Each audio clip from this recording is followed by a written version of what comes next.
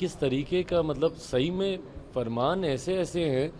आप शिक्षकों को पहले तो आप प्रताड़ित कीजिएगा, आप उनको शराब ढूंढने का भी काम करवाइएगा, गणनाओं में भी आप उनका इस्तेमाल कीजिएगा, और जो उनका अधिकार है उसमें भी आप सेंधमारी कीजिएगा।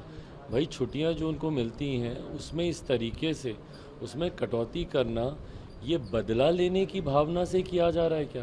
क्योंकि शिक्षकों ने रह रहकर समय समय पर अपनी आवाज़ को, अपने अधिकारों के लिए आवाज़ को बुलंद करने का उन्होंने काम किया है। भाई जो बच्चों को अपने अधिकारों के लिए लड़ना सिखाते हैं, बिहार के भविष्य को अपने हक अधिकार की लड़ाई के लिए तैयार करते हैं, तो यकीनन वो अपनी भी लड़ाई लड़ते हैं। पर ऐसे में अगर बदला लेने की भावना से अगर ये किया जा रहा है तो ये सरासर गलत है।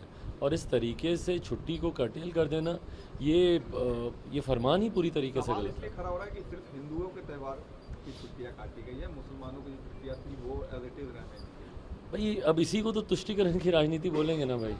कहीं ना कहीं मुख्यमंत्री जी ये करते तो हैं ही, और जिस गठबंधन में है कहने की तो ज़रूरत है नहीं कि भाई वो लोग सिर्फ जाति सांप्रदायिकता इन्हीं सब चीज़ों पर ये लोग खेलने का ये लोग काम करते हैं।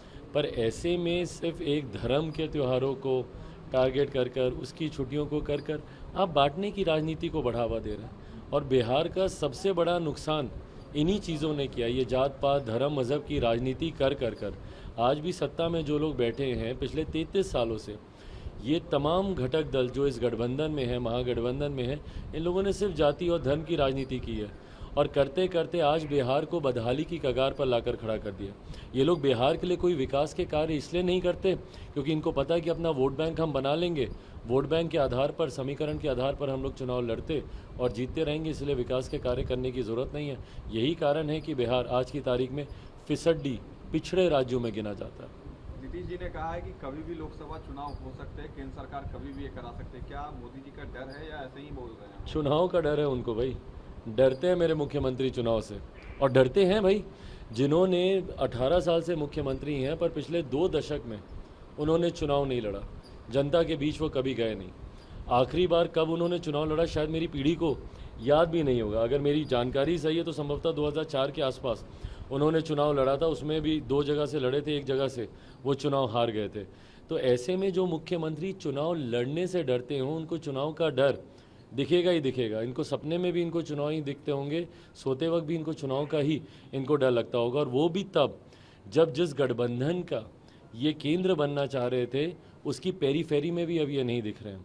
जिस सोच के साथ विपक्षी एकता की मुहिम इन्होंने शुरू की थी और हर दरवाजे पर गए थे अपने आप को नेता चुनने की अर्जी लेकर, तो आज तो वो लोग इनको कंसिडर भी कहीं नहीं कर रहे हैं। मुंबई वाली बैठक में संयोजक बनने के सपने के साथ भले ये बोलते हों कि भाई हमको नहीं बनना, पर मुख्यमंत्री की नाम में ही हाँ होती है, जैसा हम सब जानते हैं। तो इनकी इच्छा तो ज़रूर रही कि उसके केंद्र में रहें, पर आज जब इनको कहीं पे पूछा नहीं जा रहा विपक्षी दलों के गठबंधन में, ऐसे में अगर चुनाव तय सीमा से पहले हो जाते हैं, जो कि हो भी सकते हैं भाई, इसमें कौन सी बड़ी बात है। अटल जी के भी समय में ऐसा ही हुआ था, उस वक्त भी 2004 के चुनाव प्रीपोन ही किए गए थे। कई राज्यों में चुनाव समय से पहले करा लिए जाते हैं विभिन्न कारणों की वजह से।